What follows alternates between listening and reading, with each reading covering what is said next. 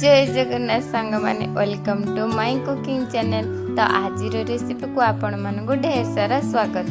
तो आज रेसिपी होची राजमा। राजमा होची वेजिटेरियन मानक पय गोटे गुड ऑप्शन। यह बहुत हेल्दी आउ टेस्टी डिलीशियस मध्ये होय थाए। तो वेजिटेरियन मानक पय राजमा होची बहुत भल ऑप्शन। तेबे चलंतु वीडियो डी स्टार्ट करबा। बिना प्याज रसुन रे राजमा हमें केमिति बनेबा। तो मु राजमा को ये 4 ରୁ 5 घंटा बतुरे नहीं प्रेशर कुकर रे लगे दीची। तो 2टी आलू और लुण पकाई मु राजमा को बहुत भल भाव सीझे देछि। कारण राजमाटा जिते सीझिबो तो टेस्ट से भल आसबो, न सीझिले से भल लागिबो ना। तो ये गोटे मिक्सिंग जार रे मु टमाटो, जीरा, धनिया, अदा, डालचीन किछि काजू दे भल से पेस्ट बनै देछि।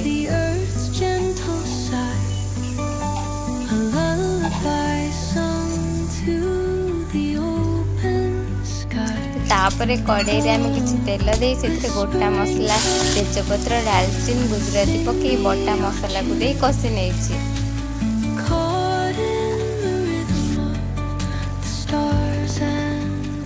तो आवश्यक अनुसार हलदी, लुण, गुंडा लंका पके मसला भल भाव कषिया छाड़ी देछि। तो ये आमर राजमा और आलू बहुत परफेक्ट भाव सीझी जाइए। देखो ठीक यहीपरी भाव में सीझेबे और लास्ट को राजमा को एमती मेसी करदेवे। मेसी करदे तार स्ट्रक्चर बहुत भल आसे। एठी आमे किछि दही को भलसे फेंटी नहीं मसला सहित कषि नवा। दही को कषिला बेले गैस रो फ्लेम लो ही रखिबे। तापर ये पैन ने आमे मसला प्रस्तुत करबा। गोटा जीरा, गोटा धनिया, लवंग, गुजराती, तेजपत्र मुझे घरोई मसला ही यूज करिछि। पैकेट मसला यूज करनी आप चाहिए पैकेट मसला भी यूज करेंगे। ताकू मु भल से भाजी नहीं गुंडा कर देछि।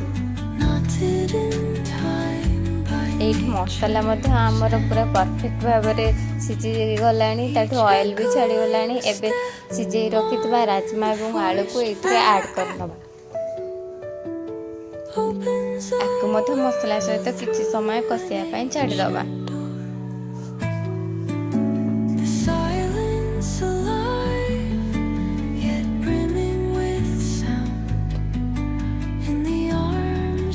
एठी राजमा बहुत भल भाव में मसला सहित कषि